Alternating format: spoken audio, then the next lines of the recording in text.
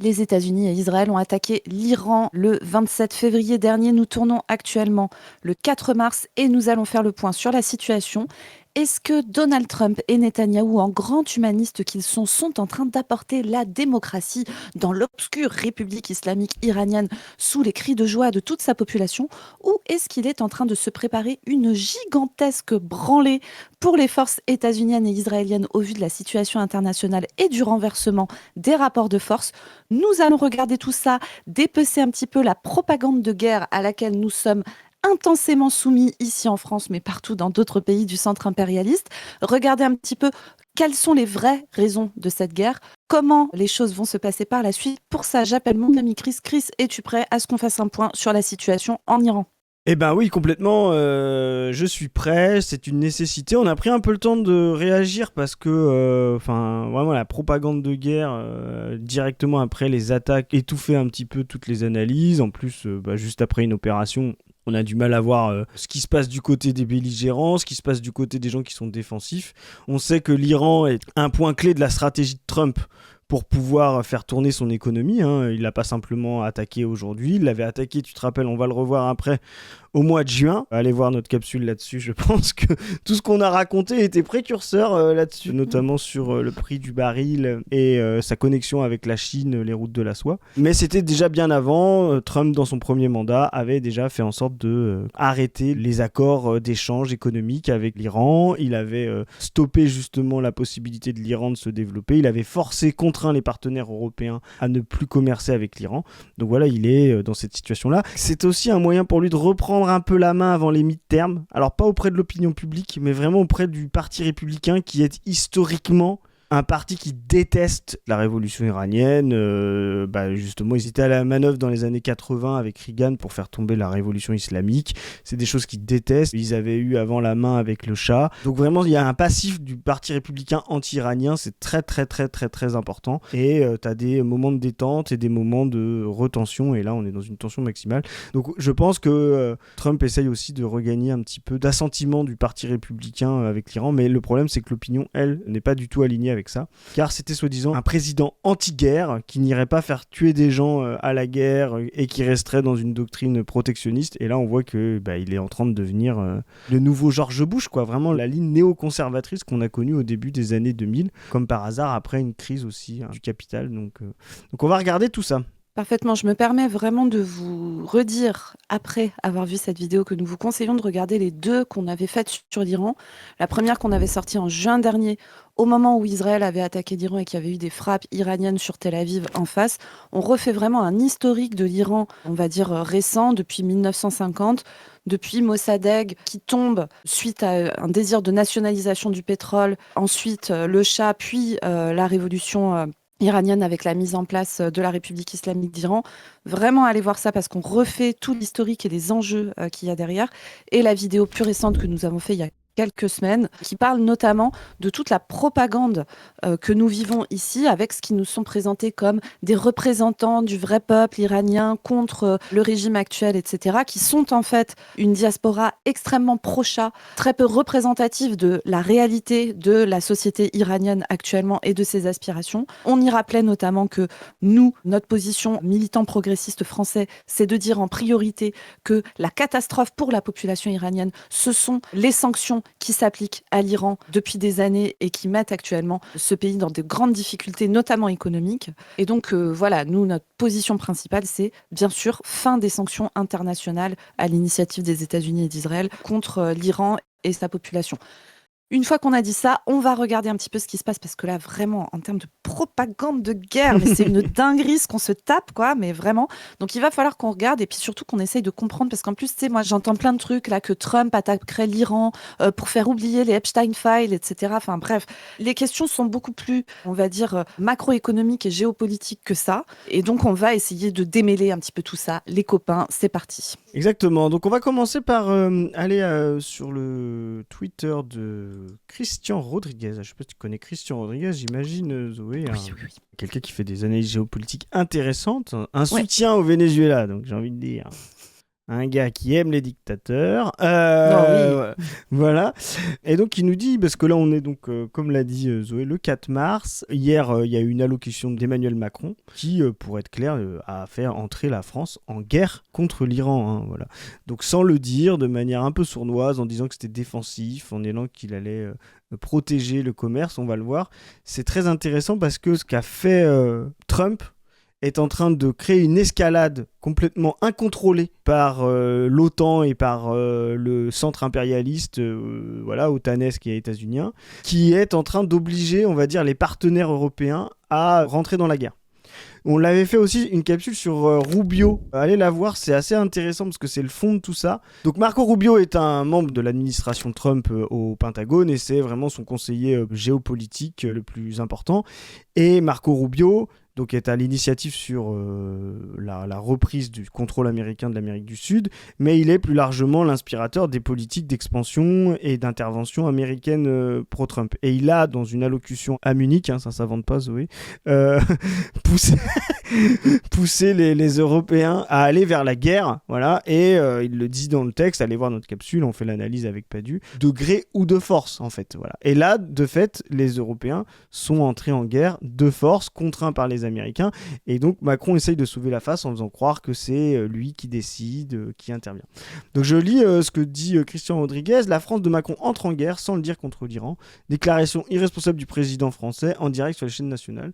Il confirme les opérations de la France contre l'Iran, donc en fait les opérations françaises c'est justement d'intercepter des missiles iraniens, donc c'est clairement de la guerre. On pense même, je pense qu'il ne le dit pas, mais qu'il fait exactement ce qu'Israël et les US attendent, c'est-à-dire tirer sur des lanceurs. Et là, on n'est plus du tout dans le défensif, on est dans l'offensif. Voilà, ils essayent d'éliminer des lanceurs. On va voir pourquoi, parce que c'est une question de temps pour le camp occidental et le camp otanesque. Là. Il annonce le déploiement de systèmes antiaériens de Rafale dans la zone, voilà, donc frégate et porte-avions Charles de Gaulle en Méditerranée. Et il répète le même mensonge sur lequel l'Iran a la responsabilité principale de cette situation. Donc ça, vraiment, la propagande de guerre délirante de faire croire, et ça c'est vraiment s'aligner sur ce que dit Trump, hein, vraiment de faire croire que c'est l'Iran qui allait attaquer le premier et que, soi-disant, les États-Unis n'auraient fait que se défendre.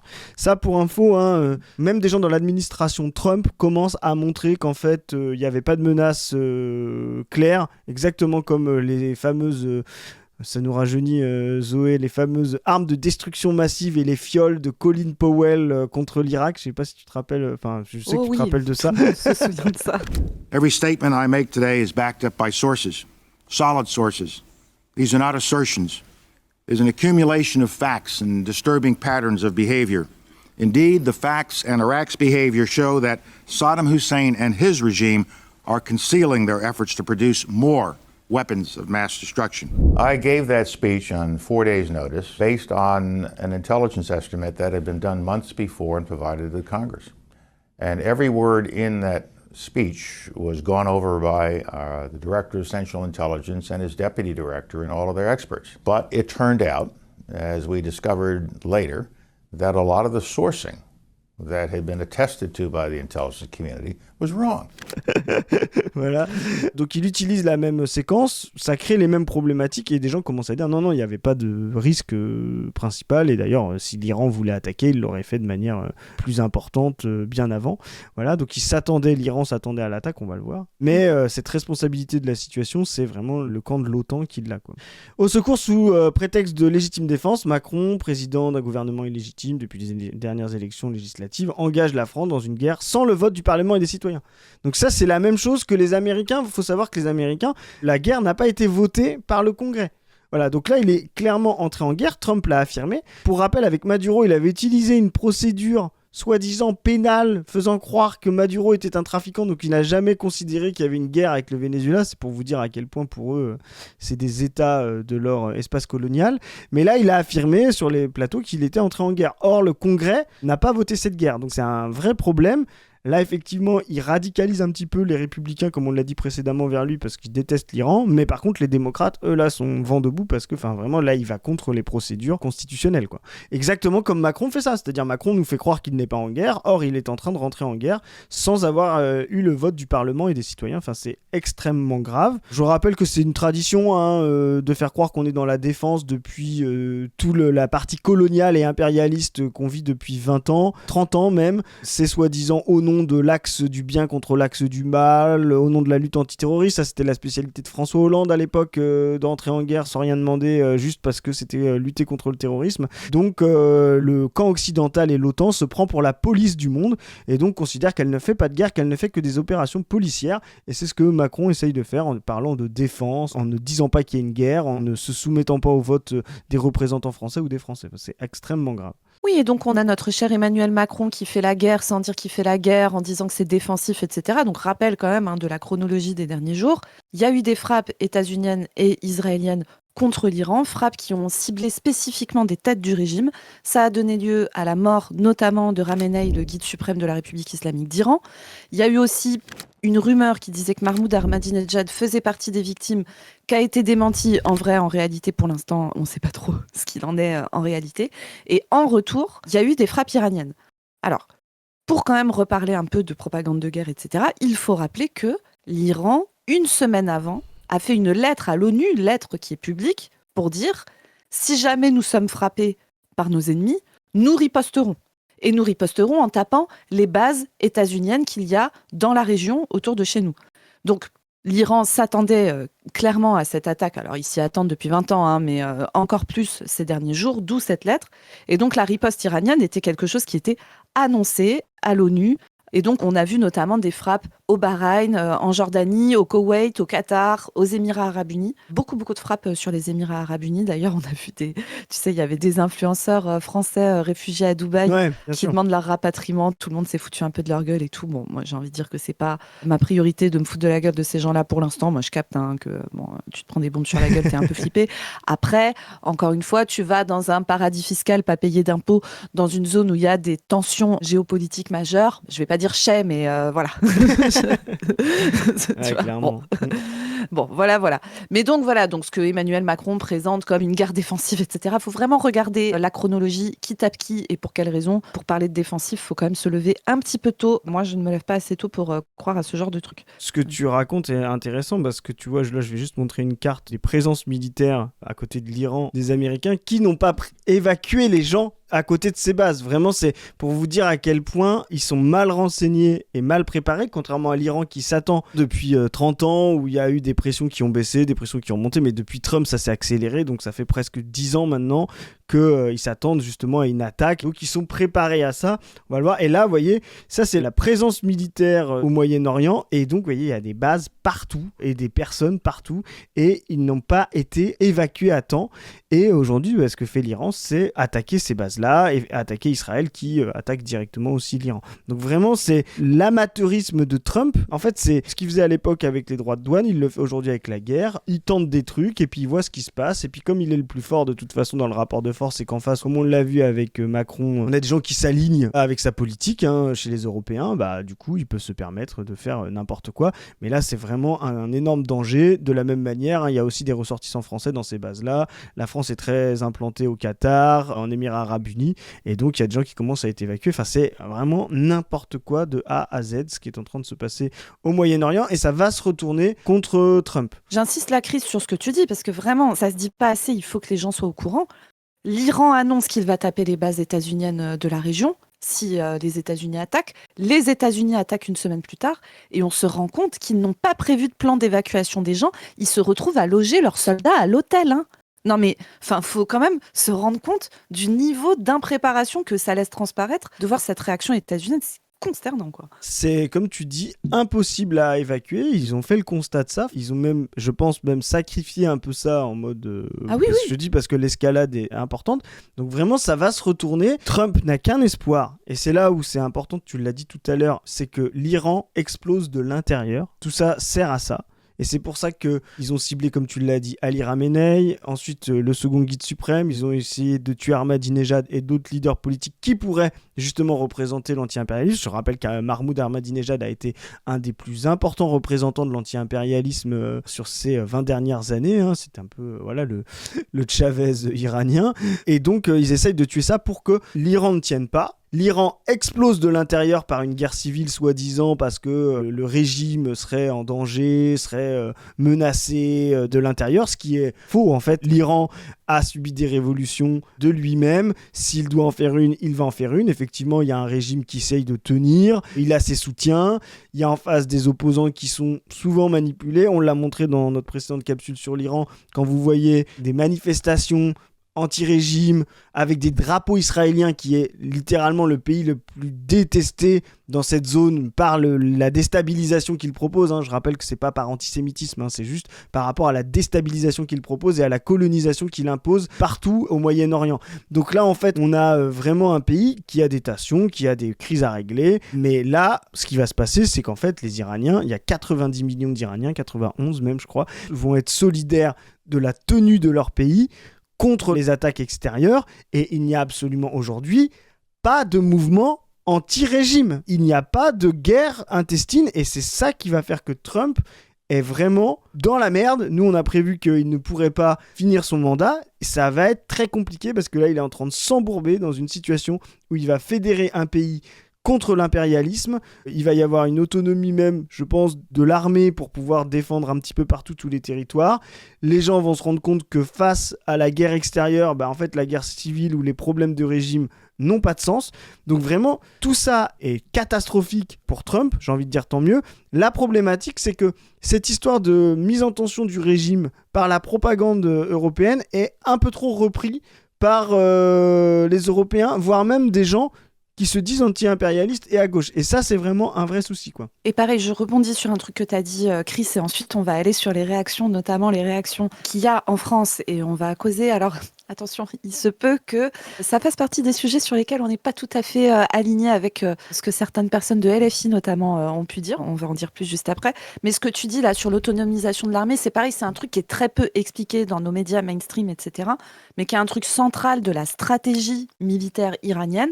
Encore une fois, l'Iran est un pays qui sait qu'il va se prendre sur la gueule la plus grosse puissance militaire mondiale, et ça fait 30 ans qu'il s'y prépare. Le fait d'aller taper les têtes, etc., l'armée iranienne est organisée pour pouvoir faire face à ça.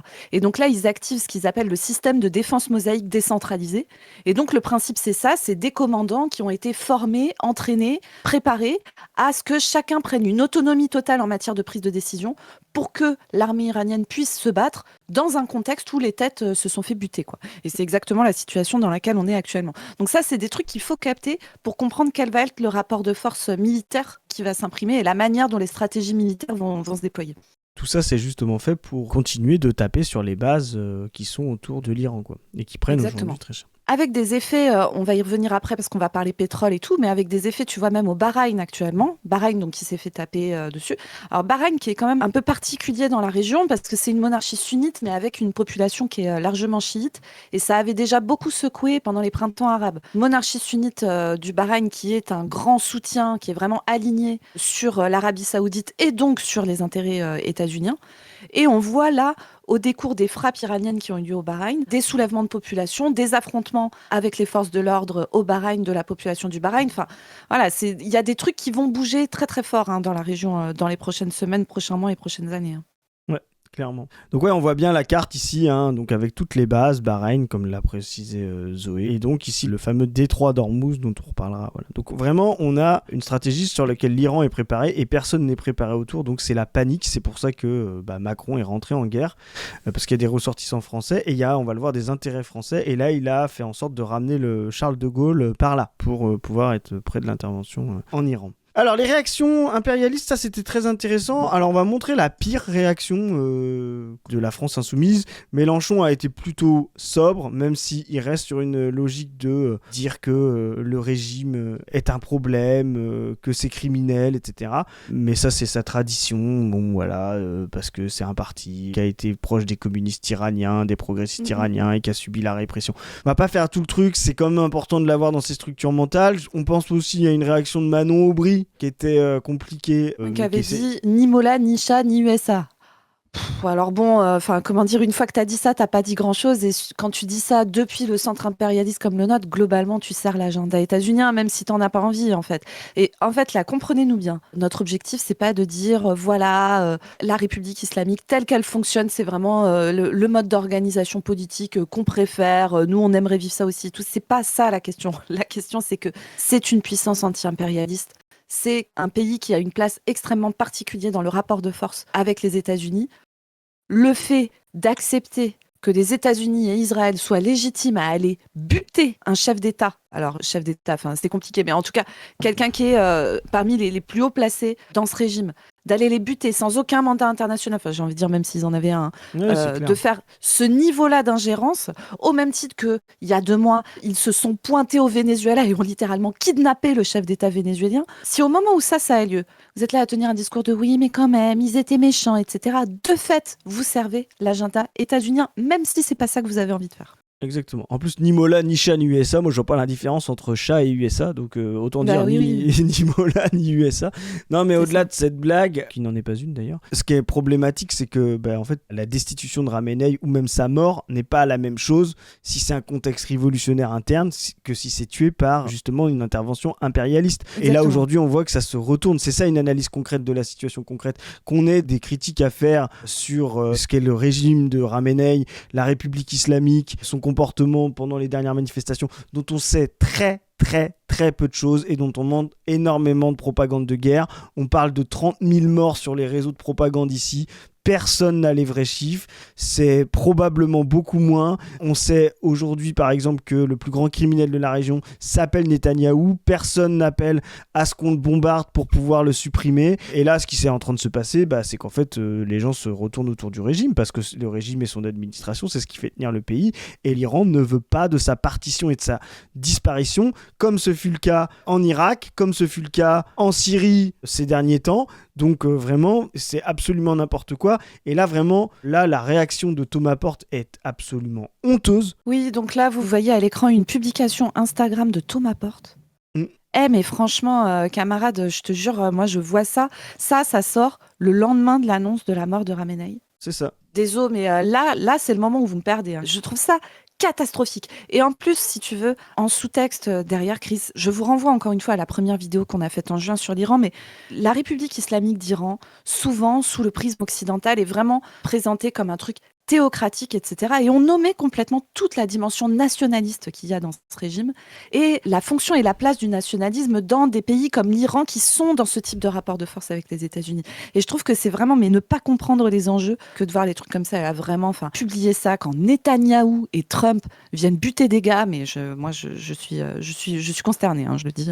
Bah oui, on avait fait la critique aux trotskistes quand ils avaient fait Maduro. Là, vraiment, le criminel et dictateur sanguinaire, on a vraiment toutes les qualifications de la propagande de guerre. C'est absolument honteux. La suite est pas mieux. Pensez pour les millions d'Iraniennes et d'Iraniens. Donc, on va le voir. Iranienne, ça, c'est aussi une forme de propagande de guerre. Voilà. Les privations de droits, des politiques. Voilà. Si personne ne pleurera Ramenei, ne peut pas passer sous silence la méthode. Donc, en fait, ce serait un problème de méthode. Comme tu dis, s'il y avait eu une coalition internationale... ce serait passé, etc. Non, en fait, la méthode des interventionnistes du centre sur la périphérie n'est jamais la bonne. Voilà, donc arrêtez avec ça. Si demain Ramenei était tombé par une révolution populaire interne à l'Iran, là, on aurait pu se poser la question de la méthode. Donc ouais, c'est vraiment honteux, en plus cette symétrie sur Gaza, qui est une intervention coloniale absolue, Venezuela, qui est une intervention également coloniale et qui serait même pénale selon les USA. Et là, vraiment, une entrée en guerre dans une zone de la région. Donc vraiment, toute cette confusion-là est absolument catastrophique. Et en plus, elle met l'identité entre toute la propagande qu'on a entendue précédemment. De dire, c'est un dictateur, le Venezuela, on a mis un dictateur. Mais vraiment, là, écrire ça, c'est se tirer une balle dans le pied de la France insoumise pour justement avoir une ligne vraiment anti-OTAN, anti-impérialiste, sérieuse quoi. Parce que là, il vient de dire que c'est un dictateur sanguinaire et après il met le Venezuela alors que c'était la propagande de base de dire que le Venezuela était une dictature et que ça permettait l'intervention des Américains.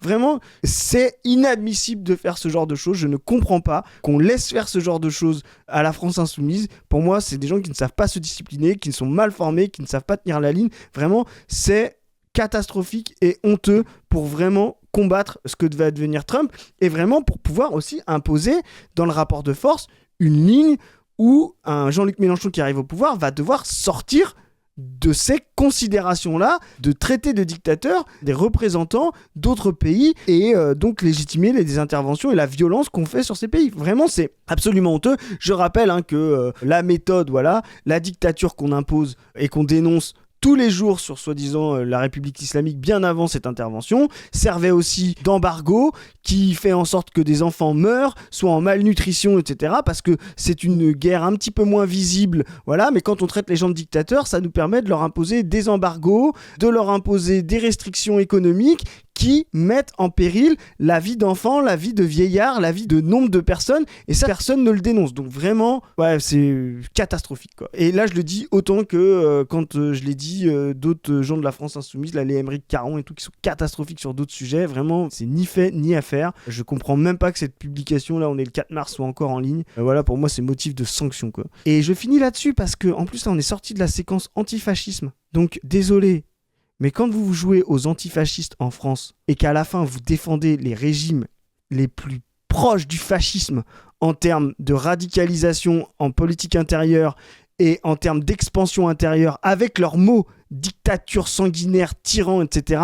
Je veux dire, votre antifascisme de défense qui est légitime de la jeune garde est de la pacotille, est du théâtre, est du faux semblant par rapport au vrai fascisme militaire qui est en train d'attaquer un pays souverain qui a juste l'audace de ne pas respecter l'ordre économique qu'il impose dans le monde, le pétrodollar et tout. Donc vraiment, ne vous dites pas antifasciste si c'est pour vous comporter et vous aligner avec les pires fascistes du monde qui, eux, sont fauteurs de guerre. Parce qu'à la fin, le fascisme, c'est toujours ça. C'est ceux qui déclarent et font la guerre. Et Trump est le plus fasciste de la planète pour ces raisons-là. Et Netanyahou deuxième, juste derrière. Voilà. Ouais, et en plus, il se tire la bourre. En fait, c'est une vraie course. Oui, des fois, il y en a un qui est premier et l'autre qui est deuxième et inversement, quoi. Donc vraiment... C'est ça. Et tu vois, là, sur ce que tu disais, tu sais, le truc de les Iraniennes, etc. Ouais. Ce qu'on peut regarder aussi dans la propagande qui est en cours. Ça, c'est notre camarade sur ce qui Inès. se passe en Iran.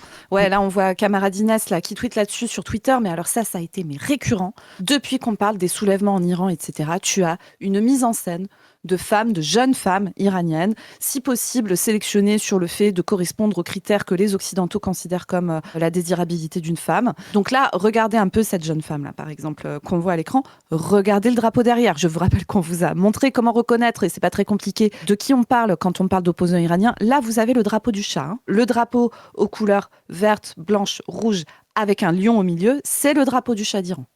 D'accord ? Donc là, on sait très bien comment est positionnée politiquement cette jeune femme. Et alors là, mais on a le droit à une démonstration d'orientalisme sur les femmes iraniennes qui est juste dégueulasse. C'est-à-dire qu'en permanence, on les met en scène. Ah là là, puis alors là, tu sais, t'as vraiment tous les discours des vieux blancs occidentaux dégoûtants. Là, Genre Jean Quatremer.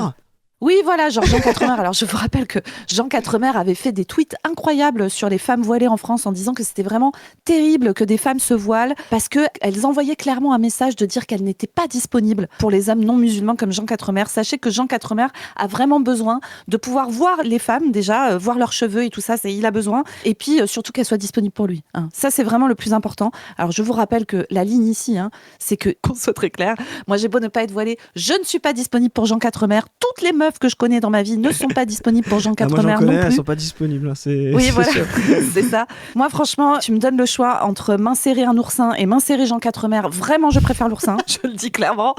Donc voilà. Mais là, du coup, non, en plus, ça serait probablement un peu de la maltraitance animale. Donc évidemment, je ne me livrerai jamais à ce genre de choses. Mais voilà, râpe à fromage versus Jean Quatremer. Je choisis la râpe à fromage tous les jours, d'accord ? Tous les jours. Et en fait, là, on a des milliers de Jean Quatremer là sur Internet qui sont là à dégouliner, tu sais, avec de la bave aux lèvres, là, en disant ah là, tu sais qu'il a récidivé pendant la période. Il a dit, il a fait un tweet en disant va y avoir besoin de beaucoup de vierges au paradis. En se réjouissant de la mort des dirigeants iraniens, tu sais. Et il a fait ce tweet-là dans les dernières heures, c'est pour te dire... voilà, ouais, alors vraiment, mais ouvrir ta bouche sur les fantasmes de disponibilité de femmes, quand tu t'appelles Jean Quatremer, je sais pas, à un moment, il faut vraiment aller se cacher, quoi. Mais comme je te dis, il y a des milliers de Jean Quatremer, là, sur Internet, qui sont là à dire « Ah là là, les femmes iraniennes sont si belles sans leur voile, et nanana. » Ah, c'est insupportable. Vraiment, c'est insupportable. Pour mettre en scène, encore une fois, et là, on voit la même chose qu'avec le Venezuela, on voit des gens qui sont de la diaspora iranienne pro-Shah, très peu représentatif de la réalité de la société iranienne en Iran, comme on le voyait pour le Venezuela, avec toute une diaspora vénézuélienne bourgeoise qui venait expliquer « Oui, nous sommes tellement heureux d'être libérés de Maduro, etc. » Toute une mise en scène comme ça, avec en plus des gens de cette diaspora qui disent « Non, mais t'es pas vénézuélien, t'as pas le droit de t'exprimer, t'es pas iranien, t'as pas le droit de s'exprimer. » Alors si, en fait, tout le monde a le droit de s'exprimer sur les rapports de force géopolitiques, et c'est pas parce que tu es issu d'une frange particulière du pays qui n'est pas représentative de la totalité et qui a la particularité d'être très très très écouté parce que très très très pro-agenda israélien et états-unien que ta voix compte plus que la voix de millions d'autres personnes en Iran que nous n'entendrons jamais, vu que les niveaux de propagande et de diffusion des médias sont très différents. Et d'ailleurs, on pourrait vous montrer totalement d'autres types de vidéos iraniennes que vous ne verrez jamais dans les médias français, de vidéos notamment de chanteurs iraniens extrêmement connus qui sont face à une foule entière qui scandent la guerre ou l'humiliation. Nous ne choisirons jamais l'humiliation.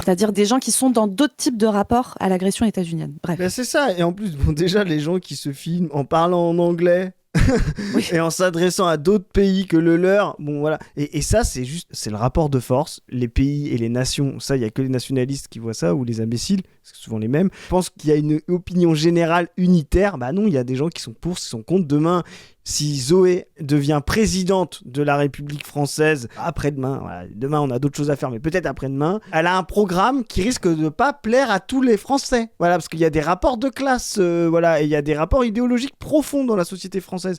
Et ben il y a de fortes chances que ces gens-là, ils se sentent plus, comment dire, soutenus par Trump, par Israël, par l'Allemagne, et qu'ils essayent de faire des petites manifestations à l'aide d'ingérences étrangères contre la présidente Zoé. Et ça, il faut le contenir. Oui, il faut pas tirer sur la foule, effectivement, parce que c'est ce que ces gens-là souvent attendent, hein, c'est des stratégies d'agents provocateurs et de mise sous violence, mais voilà, c'est des rapports de force concrets. Il y a effectivement des gens qui sont anti-régime, pro-américains, qui veulent le libéralisme absolu et l'intégration de l'Iran dans le giron états-unien. Oui, ça a été le cas pendant très longtemps, hein, les gens qui étaient bourgeois pro-chat, c'est le passé qu'ils voudraient voir revenir. Et puis il y a une masse de population qui, elle, ne veut pas de cet impérialisme et qui, comme l'a dit Zoé, est beaucoup moins écoutée. Donc tout ça, en tout cas, le discours qu'on a vu de Thomas Porte et ensuite le relais de ces choses-là fait un sens commun de dire « Ah mais en fait, le dictateur, c'est pas très grave. » Et ça sert à quoi ? Ça sert à fabriquer, peut-être pas du consentement à la guerre des Français, mais au moins du consentement au fait que cette guerre-là pourrait être juste, voilà, ne pas s'y engager, les Français ne voudront pas aller s'engager en Iran, etc. Mais de dire, s'il y a des opérations militaires que ça ne nous touche pas, ben en fait, on va pas se soulever contre ça, parce qu'en fait, ça reste quand même des dictateurs, ça reste quand même des méchants avec les femmes, ça reste quand même ceci, ça reste quand même cela. Et donc, honte à la gauche qui se dit anti-impérialiste et encore plus antifasciste de donner des armes de propagande de guerre au pays le plus fasciste de la planète, ou en tout cas le plus en voie de la fascisation, quoi.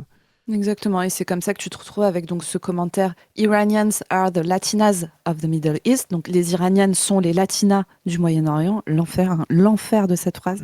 Et Inès rappelle que cette mise en scène de jeunes femmes, jolies, etc., c'est aussi des choses qu'on voit particulièrement dans l'armée israélienne. Ah ouais, dans le salle, ouais. On voit ces jeunes femmes israéliennes d'une vingtaine d'années avec leur énorme gun là, qui se préparent à aller buter des gamins palestiniens. Et on se dit « Ah là là, c'est vraiment l'armée la plus sexy du monde. Hein. » C'est vraiment... Bah, tu sais, il y a une actrice très connue, la Gal Gadot, qui justement participe à ça et vraiment était le fer de lance de ça, actrice très importante américaine, c'est Superwoman en plus dans l'univers des comics, mais voilà, justement de dire c'est la femme jolie qui est pro-israélienne, etc. Enfin vraiment, c'est vraiment une instrumentalisation du corps des femmes, une marchandisation des femmes au service de la guerre. C'est vraiment absolument dégueulasse, et donc je trouve que... Et moi, quand c'est des hommes blancs états-uniens qui viennent décider qui est la latina de quelle région du monde, là, je vous jure, j'ai des frissons de dégoût. Et là, on est dans la colonialité, hein. On a fait quelques capsules où on a parlé du fémonationalisme. Là, on n'est pas dans le fémonationalisme, là on est dans la colonialité, c'est-à-dire le pouvoir de certaines personnes sur les femmes. On n'est pas dans... Alors il y a une partie, parce qu'effectivement, le fait de dire c'est pour le droit des femmes qu'on y va, c'est exactement ce que montre Sarah Faris dans une partie de son livre.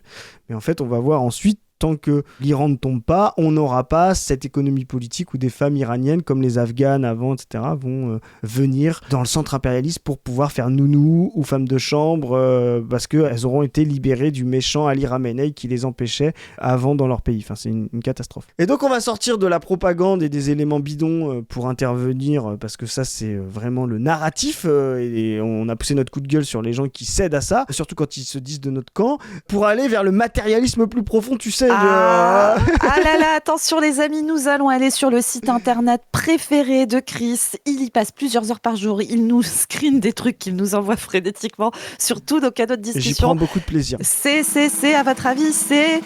C'est prixdubaril.com. Eh oui, c'est prixdubaril.com, le site préféré de Chris de Position Revue. C'est ça. Et donc, explique-nous un petit peu, mon Chris. Donc là, vous voyez, je me permets rapidement parce que ça va être petit pour vous. Ce que vous voyez, donc, c'est une échelle. Ça commence, ce que vous voyez le plus à gauche, c'est en 2021. Vous voyez, donc, vous avez une augmentation importante jusqu'en 2022 avec une diminution depuis 2023. Toc, toc, toc, toc, toc. Et regardez là ce qui est en train de se passer. Voilà. Regardez. Donc, ce qui est intéressant, c'est qu'il y avait une guerre avec l'Iran donc en juin. Hop, ça avait fait... On a été les premiers à le montrer que dès que ça commençait à atteindre... C'est systématique, hein. Dès que ça commence à atteindre les $60, c'est-à-dire la rentabilité du gaz de schiste américain et la performance du gaz de schiste américain. Il y a une intervention la dernière fois, c'était en Iran. Ça n'a pas suffi parce qu'en fait, il n'y a pas de consommation mondiale de masse. Voilà, donc en fait c'est juste des effets de crise, voilà, donc ça me fait monter, ça agite les marchés, et ensuite comme il n'y a pas de consommation, une fois que c'est plus agité, en fait on se rend compte que le prix baisse, et là hop, depuis début 2026 le prix redevient trop bas, d'abord l'intervention sur le Venezuela, et puis c'est pas suffisant parce que je rappelle que le Venezuela ça n'est que 5% des réserves mondiales, alors que le pétrole iranien c'est 30%. Voilà. Donc, voilà, et ça a deux effets. En plus, qui consomme le pétrole en masse vénézuélien et iranien, c'est les Chinois. Voilà.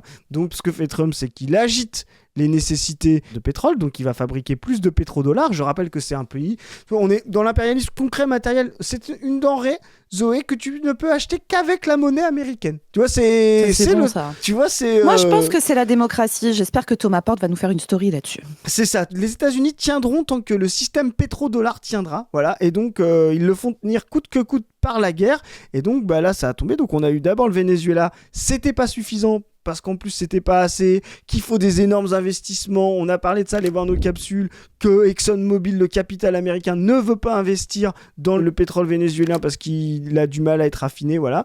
Donc la Chine s'est organisée, là ils vont faire la même chose avec l'Iran, ils vont s'organiser, on va le voir sur le Détroit, mais en tout cas pour l'instant ça fait au moins monter le prix, et donc ça veut dire que les gens qui vont devoir acheter du pétrole là dans les premières heures vont un petit peu réalimenter la machine pétrodollar américaine. C'est toujours ça de prix pour Trump qui fait n'importe quoi. Allez voir notre capsule d'ailleurs qui avait bien marché sur Trump, sur le fait qu'il ne passera pas l'année. Sa politique est bidon, donc il ne lui reste que d'obtenir de la devise à partir de l'augmentation du prix du pétrole. Donc voilà, prix du pétrole. Moi c'est mon truc, je regarde tous les jours. Si on veut regarder sur un petit peu moins de temps, on le voit vraiment l'effet Venezuela qui a fait quand même remonter près de 10% le prix. Ça a stagné, la déstabilisation iranienne progresse, et alors là depuis l'attaque c'est catastrophique. Donc on est revenu à 83$. Vous voyez, si on reprend sur 5 ans, on est revenu à un niveau qu'on n'avait jamais atteint depuis juillet 2024, quoi, depuis la dernière intervention en Iran, et ça va continuer de grimper pour des raisons de fond, c'est qu'ils font n'importe quoi et que là ils sont en train de, on l'a dit, bloquer le détroit d'Ormuz, donc contrôlé par l'Iran, et en fait c'est toute la partie de l'Arabie Saoudite qui exporte son pétrole. Ça veut dire que là non seulement le pétrole iranien ne va plus être exporté, mais là c'est pour la Chine, ça va quand même créer des tensions sur le marché, parce que ça voudrait dire que des gens qui transitent vers le marché chinois vont être obligés de se réalimenter ailleurs. Mais là le problème c'est qu'on est en train de bloquer la chaîne. Voilà, c'est pas simplement le prix, là, on est en train de bloquer la chaîne parce que le détroit d'Ormuz va être bloqué, et donc le golfe Persique qui est un lieu de transit très important, notamment pour l'Arabie Saoudite. Donc là vraiment le pétrole va s'envoler, il va probablement revenir à $100. Donc là, on va vraiment être sur un prix à $100 qui est, tu vois, Zoé, toi qui n'as pas l'habitude, comme moi, de niveau 2022, c'est-à-dire avant la crise ukrainienne, quoi. Donc là, vraiment, c'est vraiment le seul truc qui reste. On l'avait annoncé de A à Z dans la capsule Trump. On avait dit le seul truc qui lui restera en 2026 pour éviter de mourir à petit feu, c'est de créer la guerre, et notamment avec l'Iran, pour pouvoir faire remarcher la machine à pétrodollars, quoi. Donc là, on y est, quoi. Sachant que, tu vois, tu montrais sur la guerre, mais il y a d'autres trucs qu'on n'a pas dit sur les stratégies guerrières aussi, c'est que en vrai, ils ont l'air d'être dans une sauce. Parce que, alors, l'Iran, en aviation, etc., a l'air d'être nettement moins puissant que le sont les Israéliens ou les États-Unis. Par contre, en termes de balancer des missiles et des drones, ils ont l'air d'être relativement calés, les gars. C'est ça. Ils ont l'air d'avoir plutôt un bon niveau. Et de ce que je comprends, les capacités de fabrication de missiles iraniens sont bien supérieures aux capacités de fabrication de boucliers antimissiles états-uniens. Donc, ils vont assez rapidement se retrouver dans une sauce, en fait. En fait, c'est justement toute la problématique. Ils ne peuvent pas gagner la guerre, les Américains, parce que le temps joue contre eux. Voilà. Donc ça, c'est ce qu'il faut bien comprendre, c'est que le temps joue contre les Américains. C'est fondamental parce que la création de missiles coûte très très peu cher, $50,000. Voilà. Téhéran est en train justement de profiter de 20 ans de préparation de guerre pour pouvoir attaquer toutes les bases américaines. Et ce qu'ils vont faire là, c'est qu'ils vont attaquer tout le système mondial de pétrole dans la zone. Donc là, ils sont en train de vraiment déstabiliser. En bloquant Hormuz et en attaquant les bases, ils vont même déstabiliser toute la machine à pétrodollars américaine. C'est ce qu'ils vont essayer de faire depuis le début. Et pour ça, ils vont bombarder des missiles en Israël, dans les bases américaines, etc., qui sont très peu chers à produire. On est à $50,000, là où les Américains sont à plusieurs centaines de milliers de dollars pour fabriquer des intercepteurs. Et les intercepteurs, en plus, il en faut 2 pour 1, 3 pour 1, 4 pour 1, quand ça marche pas. Et même un intercepteur, quand il déraille, ce qu'il fait, c'est qu'il redevient un missile standard et qu'il s'écroule sur des cibles. Donc vraiment, cette stratégie-là, et c'est pour ça que les Européens sont embarqués, ils sont en train de voir la machine à pétrodollars s'enrayer, détroit d'Ormuz bloqué, cible attaquée par l'Iran, et donc là, ils rentrent tous en guerre, parce qu'ils savent que le temps joue contre les Américains, joue contre les Israéliens, et donc ils vont attaquer l'Iran, pas simplement de manière défensive. Ce qu'ils vont devoir faire, c'est trouver tous les lanceurs iraniens. Tu parlais de mosaïque tout à l'heure, c'est justement pour faire en sorte que les lanceurs soient pas repérés. Trouver tous les lanceurs iraniens disséminés sur un territoire extrêmement étendu, avec énormément de zones montagneuses, inatteignables par des GPS. Voilà, ils vont devoir essayer de tous les attaquer alors que ça fait, comme on disait tout à l'heure, 20 ans que l'Iran se prépare. Donc vraiment, le Golfe va s'effondrer sous la guerre américaine. Ils ne peuvent absolument pas gagner. Et le temps joue contre les Américains. Ils vont dépenser des millions et des millions de dollars contre des missiles à $50,000. Donc ils vont se retrouver à s'appauvrir pour une guerre qu'ils ne peuvent absolument pas gagner, et le régime iranien ne peut pas tomber avec cette guerre. Il est en train de se solidifier. Ils ne peuvent espérer qu'une seule chose aujourd'hui, c'est l'explosion interne de l'Iran. Donc ils vont faire une solution très simple, soit ils vont essayer d'arriver à une coalition, et c'est pour ça qu'il faut tenir contre la propagande de guerre américaine, on va le voir ensuite, une coalition des Européens pour pouvoir assécher l'Iran, faire en sorte de lui mettre les pires sanctions du monde, voire le bombarder jour et nuit pour que les gens n'en peuvent plus. C'est ce qui va se passer. Ça va être niveau Gaza, voilà. Soit ils perdront à petit feu, et donc là, il faut vraiment dire stop, stop, stop, stop, stop. Laissez l'Iran tranquille. Free Iran. Peu importe qui est à la tête de son régime, il faut absolument sortir de la guerre. Là, je regarde les Chinois pour l'instant, et ça, c'est plutôt intéressant. On voit qu'on est dans une guerre impérialiste, mais qu'on ne dégénère pas dans une seconde guerre mondiale. Pourquoi ? Parce qu'en face, on n'a pas un adversaire de la taille des États-Unis qui est lui-même impérialiste. Voilà. Les Chinois ne sont pas dans cette politique capitaliste impérialiste de crise comme le sont les Américains. Donc ça ne dégénère pas en Première Guerre mondiale ou en Seconde Guerre mondiale, comme on a pu le voir au XXe siècle. Et ça, pour l'instant, c'est extrêmement rassurant. Il faut que les Européens se reprennent. On a des mauvais signaux venus de l'Allemagne. Oui, comme d'hab, j'ai envie de dire, Chris, l'Allemagne du mauvais côté de l'histoire. Ah, pardon. Alors là, je redeviens un poil germanophobe, excusez-moi, mais là, vraiment, on a vu des prises de position de Friedrich Merz, là. Merz, qui est le chancelier allemand, qui est un mec qui vient de la CDU, de la droite allemande au départ, mais qui a été élu sur une coalition avec le SPD, les sociotraîtres allemands, et donc qui, lui, a eu vraiment une prise de position niveau guerrière. Là, on est dans un truc, oui, nous, on va suivre Trump à fond, on va mettre toutes nos possibilités militaires dedans et tout. Bon, était-ce une bonne idée que l'Allemagne puisse recommencer à avoir une armée ? Je ne sais pas. T'avais aussi justement Pedro Sanchez, donc socialiste un peu plus conséquent que ce qu'on a en France, a considéré que les Américains ne pouvaient pas passer par lui pour pouvoir aller se battre contre l'Iran. Et Trump a proposé un embargo sur l'Espagne. Voilà, vraiment, il fait n'importe quoi. Et l'Allemagne a dit, ouais, pourquoi pas l'embargo sur l'Espagne. Donc, vous voyez, quand l'Allemagne commence à s'allier avec les proto-fascistes contre l'Espagne, ça rappelle pas des bonnes heures. Force à la camarade Irene Montero, qui a résisté en disant que les États-Unis et Israël sont actuellement les principales menaces pour la sécurité et la stabilité de l'humanité. Donc oui, rapidement, donc Sanchez, qui est à la tête de l'Espagne, de gauche. Alors c'est pas la gauche la plus à gauche de l'histoire de la gauche, mais bon, ils sont quand même un peu plus conséquents. Et Irene Montero, que vous voyez là à l'écran, c'est une députée espagnole qui a eu une prise de position qui était extrêmement courageuse, bien plus que certaines prises de parole de l'AFI, si je puis me permettre, et qui était très claire sur le risque que font courir au monde les États-Unis et Israël, en disant que ce sont actuellement les principales menaces pour la sécurité et la stabilité de l'humanité, ce qui est une description particulièrement claire de la réalité actuelle des rapports de force. Donc merci aux camarades espagnols de tenir un peu la ligne. Ouais, pour info, Irene Montero, elle est à Podemos, c'est un peu la France insoumise locale, voilà.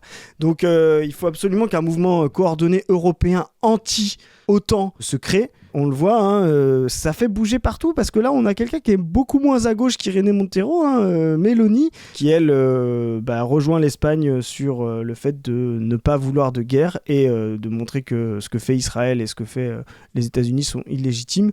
Et donc, on voit vraiment là l'OTAN qui est sous pression en Europe et il faut que les progressistes et les gens qui veulent bifurquer du capitalisme et de l'impérialisme s'emparent de ce mouvement anti-européen de guerre et anti-OTAN. Ça va être décisif dans les prochains mois, dans les prochaines semaines et surtout dans les prochaines années pour un programme conséquent de bifurcation avec l'ordre établi tel qu'il est aujourd'hui. Et là, on s'adresse directement à la France insoumise. Totalement. Parler de sortie de l'OTAN, en fait, il va nous falloir mettre vraiment sur le tapis à l'agenda politique prioritaire de 2026 la question de l'anti-impérialisme, la question de ces guerres états-uniennes impérialistes qui sont menées actuellement dans un contexte où les États-Unis sont en train de s'effondrer. On vous l'a montré dans plusieurs capsules, l'administration Trump est aux abois, c'est ça la vérité. Et l'animal blessé mord davantage, comme toujours. L'animal agonisant se met à se secouer, à mordre dans tous les sens. Ça ne veut pas dire qu'il va gagner, mais ça veut dire que nous sommes dans une période où ils sont extrêmement dangereux, parce qu'ils sont extrêmement fragiles. Et donc, effectivement, il nous faut des mots d'ordre qui sont mobilisateurs, qui soient compréhensible pour plein de gens. On a vraiment perdu du terrain à gauche sur ces mobilisations contre la guerre, sur ces mobilisations anti-impérialistes. En 2003, pendant la guerre contre l'Irak, il y avait eu des vraies manifestations massives, majeures, dans les pays occidentaux et notamment en France, mais partout dans d'autres endroits. Et on a vraiment vu dans les 20 années qu'on suivit un retournement avec même des gens qui étaient très opposés à la guerre en 2003, qui ensuite l'ont complètement accompagné. Je pense particulièrement au quinquennat Hollande, où on a vu ça aussi, dans des contextes où il y a eu de l'instrumentalisation de la question du terrorisme, etc., pour retourner l'opinion publique. Donc il y a un vrai travail à aller faire dans l'autre sens pour essayer de repolitiser ces questions, de re-radicaliser les partis de gauche sur ces questions. Le mot d'ordre sorti de l'OTAN est un très bon mot d'ordre parce qu'il est compréhensible par tout le monde et qu'il est extrêmement efficace sur le plan politique. Donc nous, à la Brèche, c'est un des trucs sur lesquels on va beaucoup travailler sur 2026. On va essayer de faire partie des gens qui essayent d'imposer ces thèmes dans le débat public. L'OTAN, le dollar comme monnaie d'échange internationale. Il faut qu'on aille s'attaquer à la puissance états-unienne qui est dans sa phase la plus brutale et la plus dangereuse actuellement. Il faut vraiment se méfier de ce qui va se passer. Et comme à chaque fois qu'on est dans des situations de crise majeure, on est aussi dans des situations où c'est l'occasion de renverser la table et de changer les choses. Nous, militants, il faut toujours qu'on voit ces moments de déstabilisation comme des opportunités de transformation politique. Donc, encore une fois, on vous prépare plein de trucs avec la Brèche et avec d'autres orgas, etc., pour aller imposer ces thèmes et parler de ces thèmes, vraiment rester connectés. Et comme on est à la fin de cette capsule, c'est l'occasion pour moi de vous rappeler que actuellement, nous sommes en train de refaire notre Tipeee, qui est l'endroit où vous pouvez nous faire des dons pour pouvoir nous soutenir. On est, au niveau de l'association de la Brèche, en train d'énormément se structurer, s'organiser. On continue, bien sûr, tout le travail de médias militants Internet que vous nous connaissez déjà. On va accélérer et l'améliorer. Vous avez vu sur la chaîne On ne veut plus, on est en train de sortir des nouveaux formats avec des trucs dont on est de plus en plus fiers. On prépare encore plein d'autres choses. Bientôt, les podcasts des chroniques de l'exploitation de Position Revue qui arrivent. Bientôt, la refonte du site aussi. Bientôt, d'autres choses encore encore, dont on ne peut pas encore vous parler, mais qui vont être absolument des bangers et qui rentrent totalement dans l'agenda politique anti-impérialiste dont on est en train de vous parler aujourd'hui. Et notre association, elle grossit. On a envie de pouvoir accueillir de plus en plus de monde, de pouvoir de mieux en mieux structurer l'association. On a envie de développer tout un pôle de formation pour pouvoir faire de la formation militante, que ce soit de la formation théorique, mais aussi de la formation à comment on s'organise au sein d'une organisation politique pour pouvoir peser le mieux possible dans le rapport de force. On a envie de développer plein d'autres choses. Nous avons donc besoin d'argent pour pouvoir nous structurer, pour pouvoir nous organiser, pour pouvoir vous accueillir dans de bonnes conditions dans une asso qui est capable de fédérer beaucoup de gens et de peser le plus possible. Mais nous avons aussi besoin de tout ça parce que nous sommes conscients qu'avec l'augmentation des tensions, du raidissement, aussi des attaques qui sont faites contre les militants progressistes, les militants qui sont de notre camp, on est tout à fait conscient qu'être dépendant des plateformes, de la rémunération en dollars des plateformes, vu la situation internationale, et plus largement qu'on est exposé aussi à un risque de censure, que ce soit de la part des pouvoirs publics ou de la part des agents privés qui hébergent nos contenus. Pour toutes ces raisons, on a besoin de plus en plus de s'autonomiser, d'avoir nos propres canaux, nos propres financements pour pouvoir continuer le travail, même si à un moment, il y a des gens qui se mettent à trouver qu'on ne peut plus le faire. C'est pour ça qu'on vous demande dans ces prochaines semaines et ces prochains mois, si vous le pouvez, de nous soutenir sur Tipeee. Le plus important pour nous, c'est les dons réguliers, même si ce sont de petits dons de 1, 2, 5 euros. Ouais. Ça nous aide énormément. Si tout notre public peut nous aider dans ces choses-là, si on arrive autour de 10-15 000 euros par mois, pour nous, ça nous permet de pérenniser tous les projets actuels de l'asso et de pouvoir se projeter dans l'avenir, dans la structuration, dans l'organisation. Donc merci beaucoup à tous ceux qui le font et merci à ceux qui le feront pour la suite. Même 1 euro par mois, effectivement, vous êtes des milliers à nous suivre, vous avez été des centaines à venir à nos événements et on va continuer d'en faire. On vous remercie, c'est pour ça aussi que on voit l'engouement. On a vu plein de gens qui nous demandent la brèche, comment on participe, ça ce sera dans un deuxième temps. Mais là, c'est le premier pas justement d'avoir le soutien des gens qui nous regardent, qui veulent participer avec nous, qui veulent faire des choses avec nous, qui veulent monter des projets avec nous. Donc vraiment, si c'est possible, let's go quoi. Ouais, merci beaucoup à tous ceux qui le feront. Et sur ce, les amis, il me reste à vous suggérer d'aller regarder tous les contenus qu'on fait, la chaîne On ne veut plus, les différents réseaux sociaux, la revue Position Revue, allez voir les autres chaînes YouTube. Et sur ce, on vous dit lâchez rien. À plus tout le monde, salut. Salut les gens. Salut.